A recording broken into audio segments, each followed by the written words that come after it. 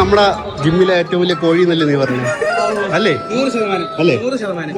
ഇവനെ പറ്റി എന്തെങ്കിലും പറയാനുള്ള പറഞ്ഞു? ആദ്യം ഒരുത്തന്റെ അടുത്ത് ഇൻസ്റ്റയില് അക്കൗണ്ട് വെച്ചു സെറ്റ് ചെയ്ത് തരുമെന്ന് ചോദിച്ചു. ഇൻസ്റ്റയിൽ അക്കൗണ്ട് നിരഞ്ജൻ എന്ന് പറയുന്ന ഒരു പയ്യുണ്ട്.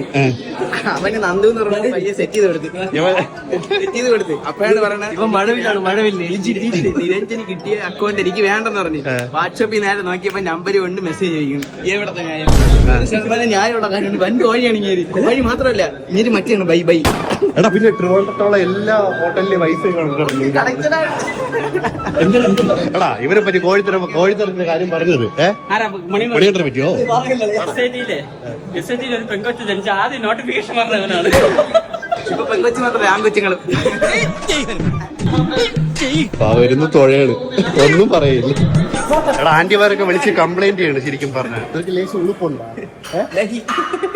കളക്ഷന് പോണെന്ന് പറയണത്. എടാ നീ ജോലിക്ക് കളക്ഷൻ പോകണമെന്നല്ലേ പറഞ്ഞു? ഫണ്ടിന്റെ എന്ത് കളക്ഷനാണ് നീ ശരിക്കും പോണത്?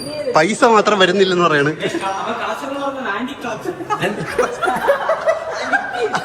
ആന്റിക്ക് ആരുടേത്? ആരുടെയോ മമ്മിയല്ലേ?